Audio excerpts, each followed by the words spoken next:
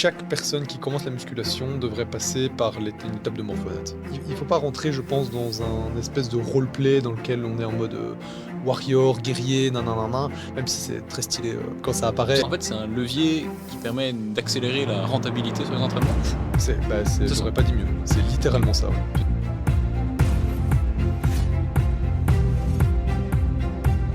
Salut à tous et bienvenue dans ce premier Rhinox Talk, le podcast de Rhinox. Aujourd'hui, on se retrouve pour discuter, échanger avec un homme que vous avez souvent vu, mais que vous ne connaissez peut-être pas encore en profondeur. Ici, on va échanger, discuter, parler coaching avec Florian. Florian, l'homme qui se cache derrière les programmations, derrière les morpho-anatomies. Salut Florian. Bonjour Pierre. Donc voilà, Flo, pour ceux qui ne te connaissent pas encore, est-ce que tu peux te présenter? Qui tu es dans la vie de tous les jours? Ouais. Donc je m'appelle Florian, j'ai 28 ans et dans mon quotidien, je suis enseignant. Alors moi j'ai pris une filière différente des enseignants classiques, étant donné que je travaille dans le spécialisé. Je suis enseignant clinicien en psychiatrie. Et donc ça, c'est ce qui constitue, on va dire, les 8 premières heures de ma journée. Et puis alors ensuite, le reste du temps, bah, donc du coup, là maintenant, de façon beaucoup plus officielle, et on reviendra dessus, tout à l'heure, mais bah, le reste du temps, c'est le coaching, avec justement Pierre, C'est ça, ici, donc, ouais. donc là, la partie coach sportif en ligne.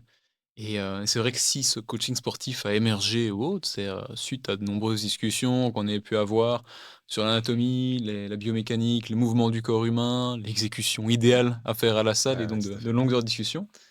Et l'anatomie, le corps humain, c'est quelque chose qui te qualifie particulièrement. À quel moment est-ce que c'est arrivé dans ta vie, ça? OK, très bonne question. En fait, il faut savoir que donc mon papa, lui donc est kiné-ostéo, maintenant depuis, je ne crois pas me tromper en disant que ça fait au moins 25 ans qu'il pratique. Et ce qui est pas mal, c'est qu'en fait, au tout début, moi, je l'ai beaucoup attendu, dans la salle d'attente, en fait, quand lui voyait des patients. Voilà, je rentrais de l'école, et donc j'attendais mon papa parce qu'il travaillait dans un cabinet, délocalisé de la maison. Et donc ce qui se passait, bah, donc c'est qu'il y avait pas mal de livres d'anatomie qui traînaient, à droite à gauche. Et donc, beh, moi en fait ça je lisais déjà pas mal en fait, tout simplement, pas mal de livres sur tout ça. Alors je me rendais pas compte spécialement, de ce que c'était, mais ça m'intriguait. Et je trouvais ça vraiment, très, très chouette. Et puis je passe un petit peu les péripéties, mais très rapidement est arrivée la muscu dans ma vie, hein. Donc je pense que la première fois que j'ai mis les pieds dans une salle, je crois que je devais avoir 16 ou 17 ans. Alors, il y a eu beaucoup de mouvements en dents de scie, mais passons. Et en fait, très rapidement, bah, je me suis replongé dans ces livres d'anat, je me suis un peu replongé dans tout ça pour comprendre un peu ce qui se passe. Heu, puis voilà, je pense que ça, c'est le début, c'est peut-être les prémices, c'est peut-être ce qui a éveillé, la C'est ce qui morpho-anat, c'est ce chez qui a moi. éveillé le principe de Morphonaut sur lequel on reviendra, dans Ouais. un instant. Mais, donc ça, c'est vrai que c'est quelque chose, voilà, ton papa a toujours travaillé avec les mouvements, avec le corps humain.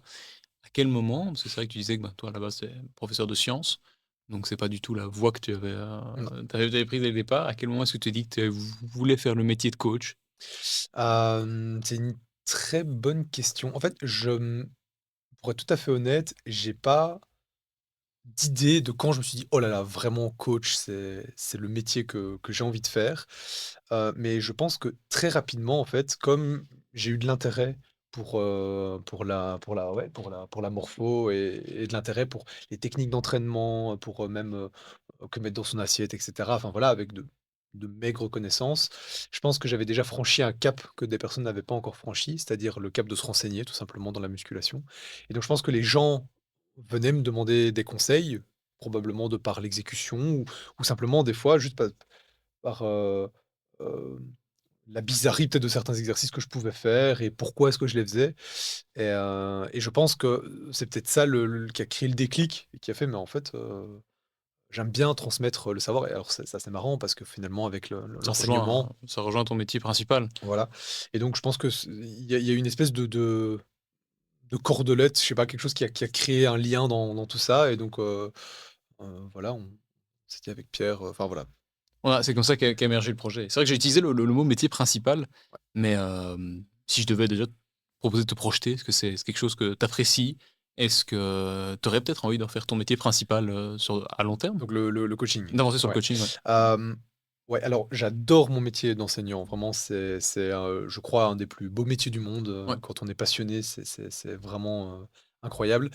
Maintenant, c'est vrai que, bah, ouais, je prends énormément de plaisir à faire des morphos, à rencontrer les gens, à discuter, à échanger. D'ailleurs, je pense que le podcast va probablement un peu prendre cette orientation, mais, pouvoir, en fait, c'est une science tellement infinie, la science du sport et particulièrement de la musculation, qu'en fait, on pourrait débattre pendant des heures et des heures et des heures et ah bien des sûr, heures avec tous les pratiquants possibles et on va avoir plein d'avis différents et plein de tests différents et plein de retours différents donc ouais, moi j'aime ça. trop bien. J'aime ce côté échange avec différents pratiquants et justement, en apprendre toujours plus en fait finalement. Parce que je pense que c'est ça aussi qui est beau dans le métier de coach, c'est que quand on a une ouverture d'esprit et qu'on a envie de continuer à tout le temps apprendre, en fait on c'est un métier où on apprend toute sa vie.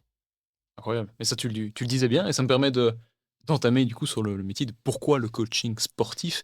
Et donc, tu l'as bien dit, les informations, il en existe des milliers. Ouais. Il y a plein, plein, plein d'infos qui sont disponibles sur YouTube et autres. Et donc théoriquement, c'est vrai que, bah, toutes les infos, elles sont disponibles en ligne. Alors selon toi, pourquoi, alors qu'on pourrait apprendre tout seul, on devrait, faire appel à un coach? Qu'est-ce qui est, Ouais. en quoi est-ce qu'un coach est légitime dans Ouais, le ouais, parcours c du pratiquant sportif? ouais, tout à fait, c'est une excellente question forcément.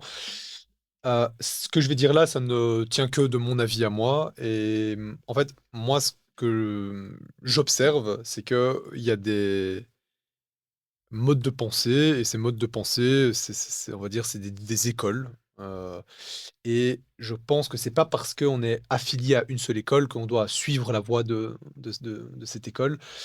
Mais on peut puiser en fait des informations à certains endroits, les tester sur soi, je pense que c'est très important. En discuter bien entendu, et créer sa propre nouvelle école d'une certaine manière. Mais, le sentiment que j'ai, par rapport au coaching, c'est que une fois en fait qu'on a justement donc concentré toutes les informations, d'une seule école, je pense que c'est intéressant de suivre cette voie et l'expérimenter le plus possible, tout en restant ouvert d'esprit, en remanipulant en fait, les différents aspects pour pas devenir complètement étriqué et commencer à dire bah, justement avoir des propos en disant, par exemple la morpho-anat, c'est par exemple c'est un sujet là où, beh, voilà de ce que j'entends, il y a des gens qui sont à fond, à fond, à fond, à fond dedans et il y en Ouais, a qui disent que ça c'est complètement débile et que ça sert à rien et moi ma pratique me montre que la morpho-anatomie est un plus, essentiel. essentiel voilà dans le développement de par mon expérience, voilà et je pense que c'est ça qui est, ouais c'est ça qui est intéressant finalement dans tout ça. Et donc c'est vrai que ces principes de différentes écoles existent depuis déjà un petit temps, mais est-ce que ça Toujours. voudrait dire que le coaching sportif en tant que tel, une fois qu'on adhère à une école, on y reste? Et donc la question ici, c'est est-ce que une personne qui s'entraîne en salle depuis plusieurs années ne serait entre guillemets «pas coachable»? Ou bien c'est différent? Parce que c'est vrai qu'avec Rinox, bah, la voie qui a été prise, c'est de s'orienter et d'aider les personnes qui ont déjà quelques années de pratique. Ouais. Heu, c'est une excellente question.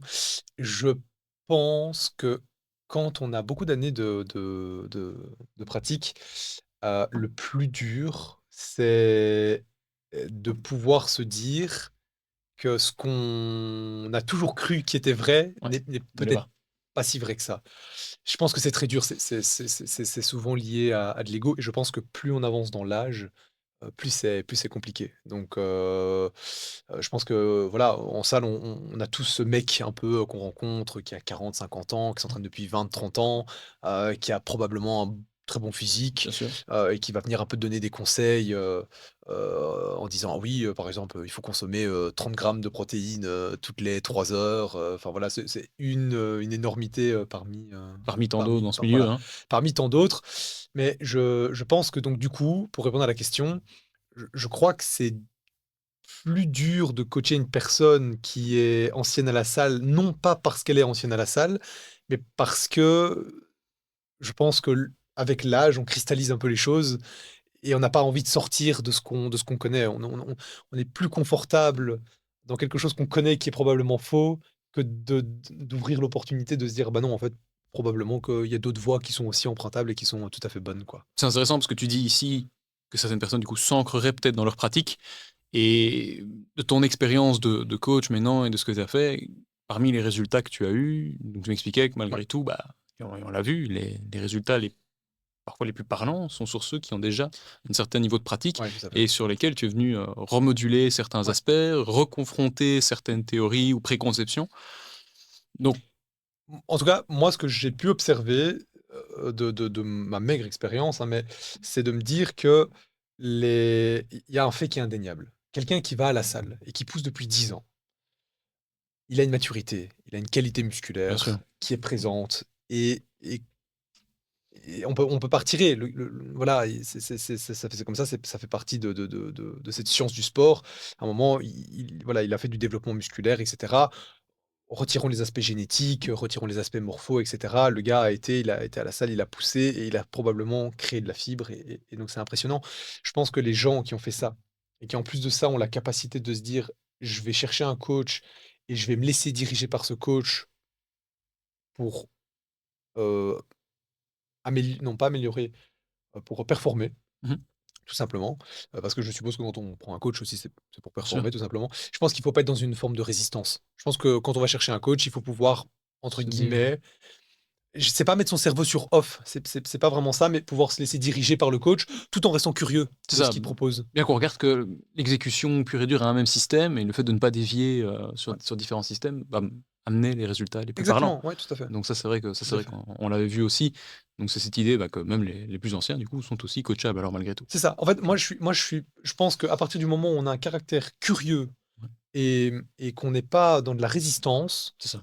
alors je pense que sincèrement, oui, c'est une qualité en fait, d'avoir déjà Ça été à la reste, salle depuis un certain temps, ouais. ça donc d'amener sa pratique, d'amener son expérience, mais ça permet aussi de plus avoir le nez dans le guidon et d'avoir un retour objectif et une analyse, spécifique de son Exactement, physique ouais, malgré tout et ça amène un autre regard. Parce que c'est vrai que quand on avance 3, 4, 5 ans tout seul, peut-être un moment où on se perd dans ses idées. ouais, Mais ça, tout c'est à pour fait. les personnes un peu plus anciennes, mais pour quelqu'un qui commence la salle, tu disais ici que, très rapidement, bah, voilà, quand on va commencer à se muscler et autres, on prendra de la masse, on va pouvoir, créer de la fibre musculaire. Mais c'est vrai qu'on a souvent tendance à se dire que est-ce que quand on commence la salle de musculation, donc on commence à la salle, c'est, le moment idéal pour se faire coacher ou pas? Ah! C'est une excellente question, je vais prêcher pour ma chapelle. Moi, je pense que chaque personne qui commence la musculation devrait passer par une étape de morphonate. Ça, je Ouais, crois que c'est un indispensable. pour moi, c'est un indispensable. Pourquoi? Je vais donner un exemple extrêmement, simple et extrêmement parlant et qui va probablement plus parler aux hommes qu'aux femmes, mais on a un homme, là, je vous parle de musculation, la caricature qui va venir dans votre tête, c'est probablement soit le curl marteau ou alors le bench. Ouais, Enfin, en souvent général, souvent voilà. voilà. Et donc, du coup, qu'est-ce qui va se passer? Admettons, enfin, un tout petit peu de morpho sans rentrer dans les détails, mais vous avez une morpho anate dans laquelle vous allez avoir des triceps qui vont être dominants sur des pectoraux. Vous allez faire un bench press et sur votre bench press, eh ben, vous allez pas vous rendre compte, mais vous allez, presser, presser, presser, presser. Vos pour plein de raisons différentes de votre morpho-anate, vos pecs ne prennent pas et vos triceps volent tout le travail. Eh ben, le problème, c'est que, cette personne, si elle ne prend pas rapidement un coach et qu'elle ne se rend pas rapidement vite, pardon, qu'elle ne se rend pas compte rapidement, Ouais, ouh, hem que justement elle a donc du coup cette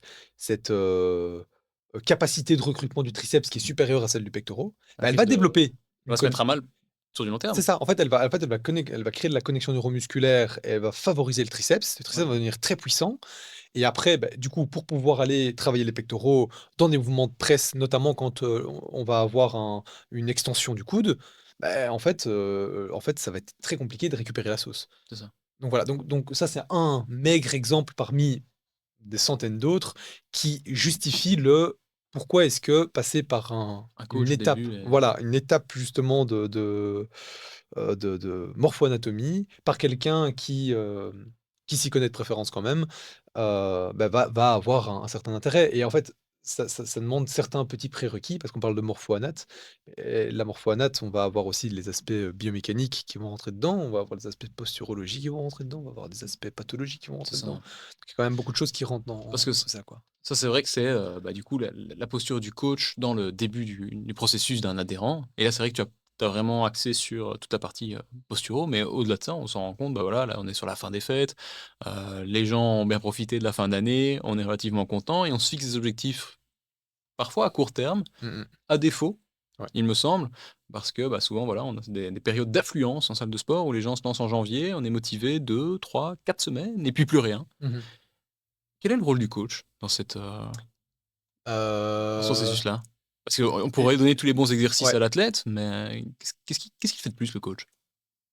transformer la motivation en détermination et en discipline, je pense, sans être trop cliché dans ce que je dis. Je pense que la motivation, c'est une flamme qui est puissante et un coach qui a du savoir, il peut, vectoriser cette flamme en quelque chose qui va intégrer un lifestyle, un système, qui fait Ouais. que dans le en fait, l'athlète, je pense pas que l'athlète ou le coaché doit vivre pour la salle, loin de là, mais je pense qu'il doit pouvoir intégrer une routine de musculation ou d'un autre sport, bien entendu. C'est parce que là, ici, une fois de plus, je prêche pour ma chapelle, mais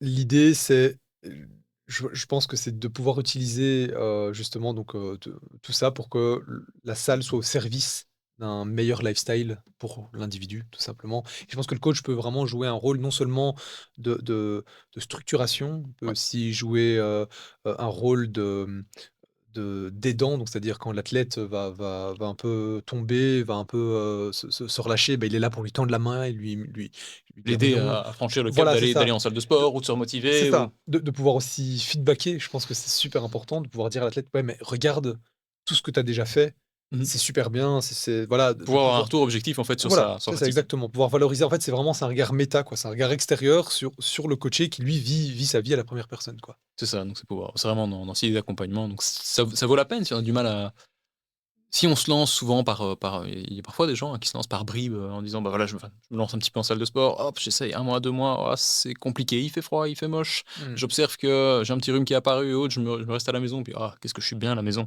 et donc au final, c'est un peu compliqué, donc c'est vraiment là que le rôle, du Ouais. coach intervient, Tout à hein. fait. Je pense que c'est de pouvoir créer il faut pas rentrer, je pense, dans un espèce de role-play dans lequel on est en mode, warrior, guerrier, nin nin nin nin, même si c'est très stylé, quand ça apparaît et C'est très quand on a sympa, mais d'où ce ce principe de Winter Arc qui au final est axé que sur une seule période, c'est pourquoi mettre toutes ses chances sur une seule et même et courte période alors qu'au final, c'est un sport à long terme malgré tout? ouais, ouais, ça, tu le fais très bien de le dire, oui, c'est ça, c'est un sport de longévité, hein. Faut pas oublier qu'il y a beaucoup de personnes qui vont à la salle. Oui, OK, il y en a qui ont transformé ça en un sport principal, mais à la base, ça reste quand même aussi un accompagnement pour, performer dans d'autres sports ou alors tout simplement pour, et on en parlait, pendant la morpho, mais aussi pour, simplement, augmenter, son pattern de vie, et améliorer sa qualité et son confort de vie de par des meilleures postures. Et l'exemple le plus flagrant et je pense que, là maintenant et là je vous le dis du coup, si jamais vous remettez le podcast en arrière, vous allez probablement l'observer. Mais par exemple le fait qu'on soit assis, là maintenant en l'occurrence, bah, on a tendance à, se prostrer légèrement vers l'avant et donc Exactement, ouais, tout ouais. le monde est dans des métiers beaucoup plus sédentaires, En tout le monde est dans un TERC, lifestyle plus sédentaire et donc forcément on se retrouve tous avec, cette espèce de rotateur interne hyper développé, cette espèce de courbe de dos qui apparaît et donc en fait c'est aussi la salle, ça sert aussi à pouvoir, s'ouvrir. ouais c'est ça, C'est exactement, beau, s'ouvrir. C'est beau, c'est c'est très beau, bien. c'est magnifique. C'est vrai que voilà, la morpho, c'est un truc dont tu parlais, c'est ton dada et pour te connaître plus dans l'intimité aussi, putain, qu'est-ce que tu me gâtes avec la morpho. Donc, c'est un truc qui te passionne Ouais, et qu'on a intégré dans la Rhinox Academy. Tu le disais, c'est très important. Ce serait même essentiel pour toute personne qui commence et qui se lance.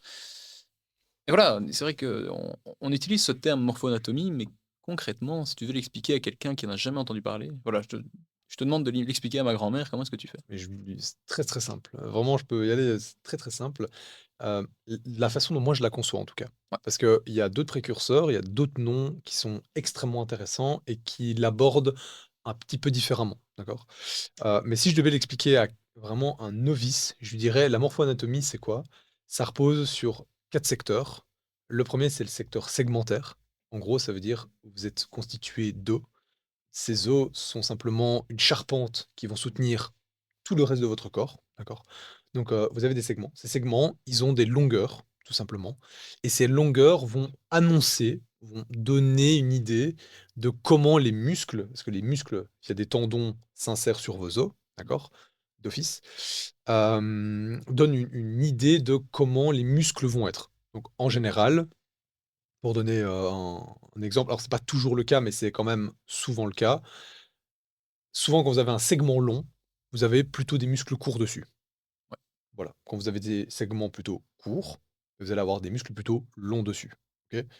C'est pour ça, vous avez un peu ce stéréotype en tête de la personne qui est très grande et très maigre, parce qu'en gros, bah, elle a des très longs segments, donc elle a des muscles plutôt courts.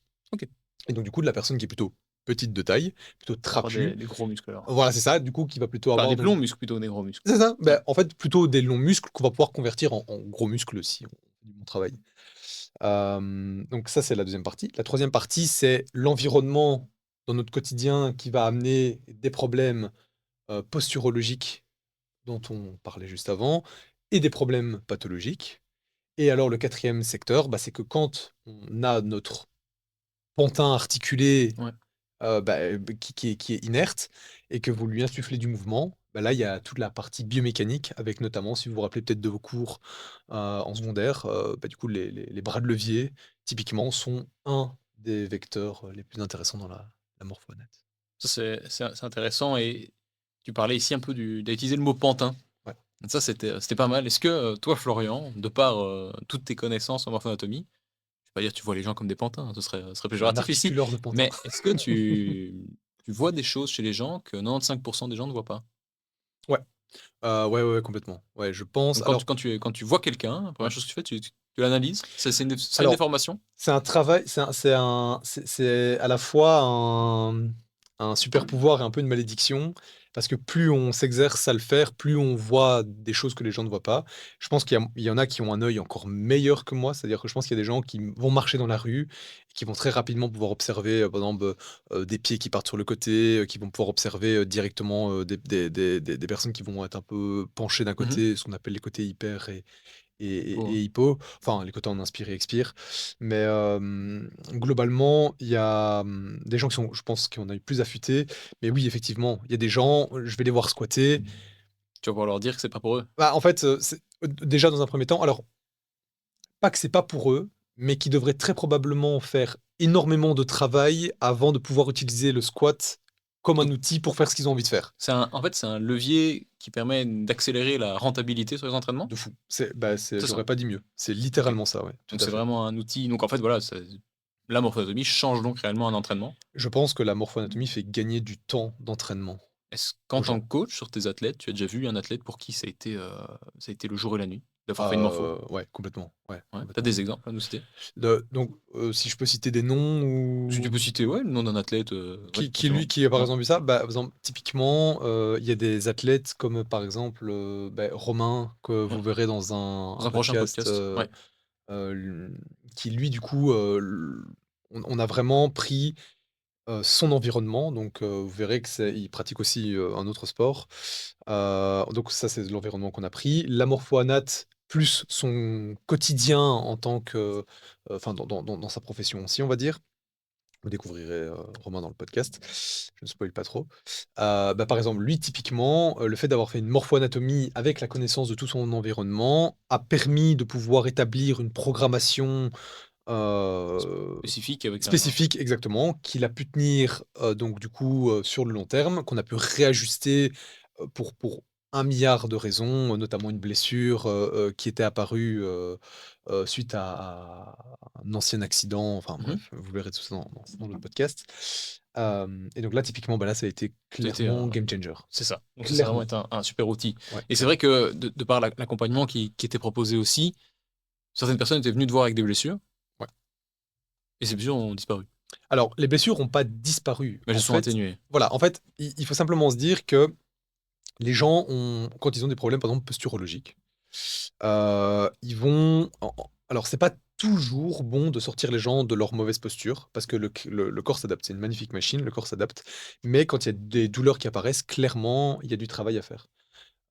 Et là, oui, typiquement, on a vraiment déjà eu avec, certains athlètes, le fait, par exemple, de retravailler, donc je vous parlais tout à l'heure des épaules en avant, le fait de retravailler, par exemple, les trapèzes moyens inférieurs et les rhomboïdes. Ça permet de créer cette espèce d'ouverture de cage, qui apparaît donc du coup avec le Mmh. temps. Et là, vraiment, on a des gens qui n'ont plus de douleurs qui apparaissent au niveau, par exemple, des trapèzes. Parce que les trapèzes sont sous-activés. Faut savoir que les trapèzes, quand ils sont suractivés, il y a des nerfs crâniens, qui vont dedans et ça peut, vraiment remonter, jusqu'à la tête et engendrer des céphalées. Ce qui est, au quotidien, je pense, enfin, vraiment hyper dérangeant, quoi. C'est ça. Donc des petits travaux posturologiques mineurs vont pouvoir avoir un jeu hyper important sur le quotidien de l'athlète. OK. Et donc du coup, travailler sur le fait que, bah, du coup, il va se sentir mieux. S'il se sent mieux, bah, il va vouloir s'investir davantage dans son activité physique et dans son quotidien et en fait et c'est du coup, on est dans une boucle qui devient hyper positive, qui est super vertueuse. Donc ouais, franchement, Et si c'est vraiment, cette logique de boucle vertueuse, d'outils, en fait, essentiels et parfois fondamentaux, pourquoi est-ce que ça n'est pas enseigné? Parce que du coup, tu avais ouais, fait un diplôme de coach et c'est quelque chose qui ouais, n'était pas nécessairement enseigné, ici. ouais, ouais, Pourquoi tout à est-ce que fait. c'est pas enseigné à tous les coachs? Je pense qu'en Belgique, le la musculation est encore trop juvénile. Je pense sincèrement que si on se déporte sur, par exemple, le continent américain. Ils sont beaucoup plus au clair avec, justement, les des certains concepts de morpho-anatomie. Ils le font probablement à leur sauce avec, voilà, certains outils, plus ou moins performants et je pense que une des réponses vraiment majeures à cette question, je pense que c'est vraiment le caractère juvénile. OK, Je crois que c'est aussi bête que ça. d'accord, OK. Il y a probablement d'autres choses. Si d'ailleurs vous avez des idées, hésitez vraiment pas voilà, à À revenir commenter, ici, à et à revenir en en discuter, commentaire on est pour vraiment échanger. hyper ouvert. Mais je pense que ça, c'est un des facteurs les plus importants. Ça, c'est vraiment pas mal et donc c'est intéressant. Je propose qu'on passe maintenant sur la seconde partie de ce podcast Très bien. et qu'on arrive sur, justement la vision du coaching, moderne aujourd'hui. Donc ici, tu t'es lancé dans des activités de coaching en ligne. Pour toi, un coaching utile en 2025, c'est quoi? Et quelles sont les vraies attentes des gens aujourd'hui? C'est une très bonne question. En 2025, je pense que les gens ont besoin, d'être orientés, ont besoin d'être, suivis, ont besoin d'être, rassurés, ont besoin d je crois. Il y a une espèce de lien qui est relativement étroit entre ce qui se passe d'un point de vue, psychologique et ce qui se passe d'un point de vue corporel et mon sentiment vraiment, c'est de se dire que les gens dans leur quotidien, de par justement le lifestyle, qu'on va avoir actuellement, Mmh. perdent en confiance, sont probablement moins bien dans leur peau, sont probablement plus prostrés, plus frustrés et probablement dans des choses moins positifs dans leur quotidien et je pense qu'un des premiers rôles du coach, c'est d'aider, le coaché à retrouver cette espèce de confiance. C'est d'apporter ce déclencheur et on le disait tout à l'heure, par exemple, la motivation, Ouais, c'est un très, très bon allié qu'on peut attraper pour justement aller rechercher c'est ça. Donc c'est pas cette un outil, mais confiance. c'est un allier. C'est un allié, ouais, tout à fait. OK. Ouais, tout à fait. C'est intéressant. Tu disais ici, voilà, pour l'instant, bah, voilà, pour les gens, c'est parfois compliqué au quotidien. On vit dans un monde où tout est à portée de main. Hein, en 2025, tout est rapidement accessible. Ouais, tout à fait. Hein, tu le dis, les gens sont stressés, surchargés, parfois perdus. Mmh. Comment est-ce que toi, en tant que coach, tu fais pour les aider sans nécessairement étouffer l'athlète? Parce que c'est vrai que c'est un métier où tu es en ligne, donc Ouais, tout à fait. l'avantage d'être en ligne, c'est qu'il y a une présence quasi constante Ouais. de l'athlète, enfin, entre l'échange coach-athlète. Tu m'expliquais que quand bah, tu échanges avec tes athlètes, eh bien, ça peut se faire à 22 heures. Tu peux envoyer un dernier message et autres. Comment est-ce que tu fais pour pas les étouffer? Ouais. Je pense que c'est une question de apprendre à bien connaître la personne avec qui on travaille. Et il y a certaines personnes qui vont être très demandeuses d'avoir des Mmh. nouvelles, d'être feedbackées, au quotidien, qui vont prendre des nouvelles vraiment au quotidien. Et il y en a d'autres qui sont moins dans cette demande et moins dans cet échange au quotidien et ce que je peux observer, c'est que, tout non plus n'est pas ancré dans le marbre. Donc ça veut dire qu'il y a des gens, dans un premier temps, ils vont être hyper, hyper, hyper demandeurs. Ils vont être tout le temps à vouloir avoir des nouvelles, des Ouais, réponses, qu'on leur dise si le travail est de qualité, si ce qu'ils font est bon et cetera et cetera. Ils vont être extrêmement questionnants, ce qui est passionnant, et énergivore aussi, bien sûr, mais ça fait partie du 100%. taf et c'est très positif. Et puis ensuite, puis ça va se calmer avec le temps parce qu'ils ont la réponse à leurs questions, ils sentent qu'ils sont accompagnés et je pense que ce sont des gens parfois aussi qui donnent leur confiance, mais qui ont pas tout à fait confiance. Donc je pense qu'ils C'est ont ça. besoin aussi Ça se d'avoir une travaille, voilà, ils ont besoin d'avoir un levier en fait, simplement qui permet heu, d'accorder leur confiance, voilà. OK, Et donc c'est ce levier. Et alors il y a d'autres personnes, et moi ça c'est ce que je trouve le plus passionnant, c'est des gens qui sont pas du tout dans la communication et dans l'échange, qui adorent le processus, mais qui n'en parlent pas. Et puis d'un coup, ils commencent tout doucement à relancer un petit peu et ils sont un peu plus présents en fait et OK. ils prennent goût à ce qu'on leur propose et puis d'un coup, ils deviennent extrêmement volubiles en fait. Et je trouve ça génial quoi. Donc il y a vraiment de tout. Donc pour répondre à la question et pas trop m'évader, l'idée c'est de dire quoi? C'est pour moi en tout cas, j'estime ne pas être trop étouffant parce que je laisse la place à l'autre de venir ou de partir comme il le sent, simplement dans les échanges. Et alors ensuite et ce qui est, je pense, aussi important parce qu'on parle des athlètes, mais pour le coach, c'est aussi très important. Mmh. Je pense c'est savoir aussi parfois dire, «Ben, là maintenant ce soir il est 21:00, je suis avec ma famille». Tu gardes une certaine liberté, Voilà, c'est ça. ouais, c'est ça. Je pense que la question qui est posée ici n'est pas urgente, Ouais, c'est ça et donc ça voilà. nécessite S'il y a pas. une s'il y a une notion d'urgence, bien sûr, il faut être présent, mais si c'est pas le cas, alors, tout simplement on peut se dire: «Bah, OK, ben, on répondra à tout ça demain». Voilà, OK tout et donc simplement. ça, c'est vrai que c'est l'une des questions et pour revenir sur cette vision du coaching moderne, là, ici et tu le disais, hein, donc c'est un métier où tu es impliqué à 100% et tout ton quotidien est impliqué. Pourquoi avoir fait le choix du coaching en ligne? Je pense que le coaching en présentiel, en fait, il a des qualités et je crois que, les gens qui ont fait beaucoup de terrain, ont probablement des clés que j'ai pas. Mmh mh. Et donc je pense que c'est très intéressant de pouvoir parler avec ces coachs qui font justement beaucoup de terrain et cetera.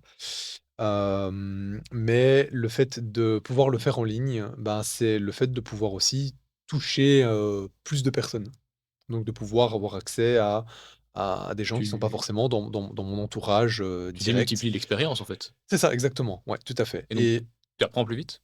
au début, je pense que c'est dur parce qu'il Faut faut accepter d'être mis en question ouais. et de pouvoir, Ouais et même si je suis très, très ouvert, je reste un être humain et parfois je suis plus fatigué ou je ouais, vis certaines choses, stressantes dans mon quotidien privé, qui font que parfois je suis peut-être moins disponible pour, répondre et bien. Ce qui d'ailleurs, fait que se lancer en ligne, c'est hyper vertueux. Se lancer en ligne à 2, c'est encore plus vertueux. Parce que quand l'un, finalement, parfois est un peu plus défaillant, l'autre est là et donc en fait, ce que je disais tout à l'heure, par exemple la motivation, par exemple le fait de lancer un business à 2, c'est ça. c'est super intéressant parce que aussi on a cette espèce de main qui peut se tendre à l'autre au quotidien et donc je trouve ça vraiment, hyper gratifiant. OK, impeccable et donc voilà, bah, ça, c'est vrai que comme tu me disais, on a lancé, hein, l'activité, la Rinox Academy et on a lancé ça en ligne, de façon à pouvoir aider plus de personnes. Quand tu compares ce qu'on fait chez Rinox de ce qui se fait ailleurs, de ce que tu as découvert sur Instagram, sur les réseaux Ouais. sociaux, de ce que tu as déjà pu expérimenter toi-même, des échanges que tu aurais pu avoir avec d'autres coachs, qu'est-ce qui te marque le plus? Qu'est-ce qui nous différencie vraiment? Alors, il y a pas vraiment de bonne ou de mauvaise réponse parce que ça va dépendre un peu de comment est-ce que j'attrape la question. Je dirais qu'il y a des choses, qui sont probablement très bonnes qu'on Mmh, propose. Il y a probablement des choses moins bonnes qu'on propose et je pense que ça, c'est quelque chose qu'on peut donner à tous les coachings. Donc probablement que chaque coach possède ce petit truc, s'il le fait en tout cas avec, vraiment cet amour, il possède très probablement quelque chose qui le rend probablement meilleur que moi sur un point et moins bon que moi sur un autre. Mais maintenant, je pense que quelque chose qui, et là je vais pas dire mais nous Ouais, qualifie dans ce qu'on propose, c'est, je pense que les gens qui sont en accompagnement chez nous se sentent écoutés, se sentent, sentent plutôt notre disponibilité, sentent notre réactivité et surtout le fait que quand on propose quelque chose, on y a réfléchi probablement 10 000 fois dans notre tête avant de le mettre sur papier et on y a réfléchi à 2 et on aussi. y a réfléchi à 2. Et donc c'est ça qui est super intéressant et donc même si c'est vrai que j'ai la casquette du coach qui crée les planifications, qui crée les entraînements, qui fait les morpho-anatomies, heu, Pierre a toujours un œil dessus, a toujours un regard dessus et peut toujours, donner son avis Intervenir et retravailler et les ouais, et poser des questions, tout simplement, dire: «Mais attends, pourquoi est-ce qu'il y a ça qui apparaît? Ou pourquoi est-ce qu'il y a pas ça qui est fait? mmh Pourquoi? Pourquoi?» Et en fait, le fait juste de dire «pourquoi», Ça te permet d'en fait ça quitter ton guidon ouais, c'est ça et tu plus le nez exactement. dedans, quoi. Exactement. En fait, ça permet juste de prendre un peu d'auteur et de se dire, «Ah tiens, c'est vrai que, j'étais tellement, focus sur cette piste-là que j'en ai oublié une autre». Donc c'est ça qui est aussi hyper vertueux, hyper intéressant. Je pense que ça, c'est une vraie force. Et donc dans cette approche, en fait, voilà, c'est l'idée que tout le travail posturologique, morpho-anatomique est fait en amont. Ouais, C'est quelque chose qui y aurait peut-être pas ailleurs. probablement.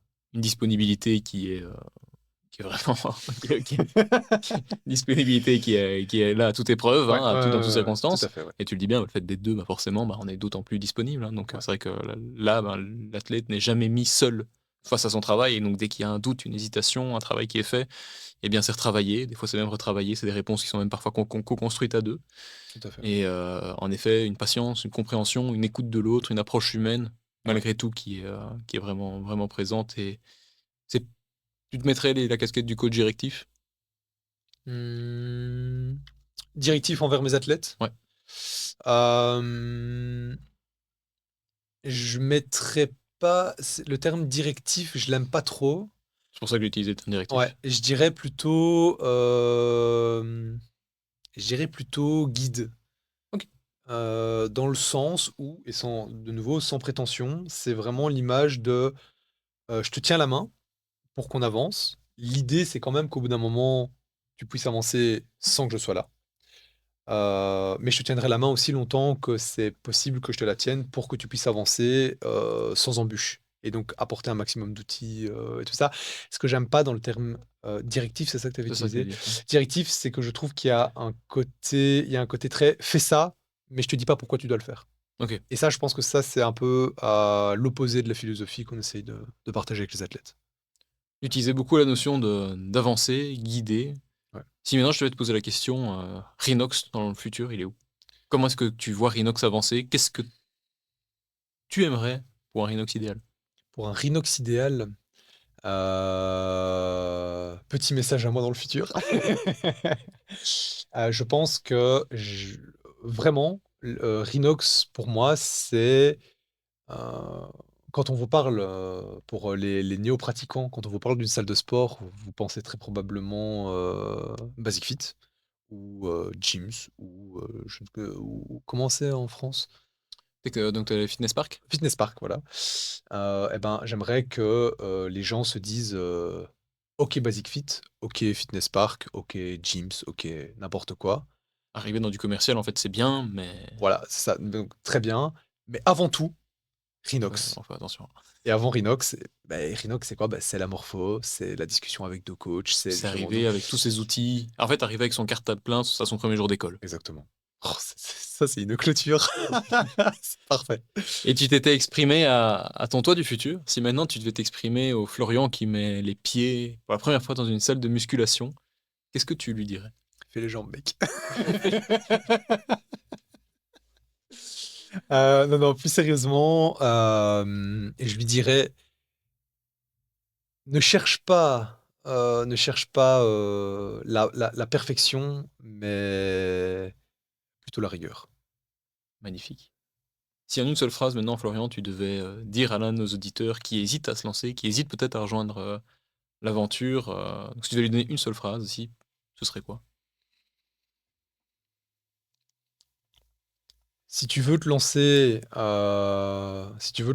en muscu, enfin, si tu veux te lancer en tout cas en salle de sport, vraiment, vraiment, vraiment, vraiment, renseigne-toi, cultive-toi, et si jamais tu as pas le temps de le faire, demande à des professionnels, de t'aider, notamment, Rinox Academy.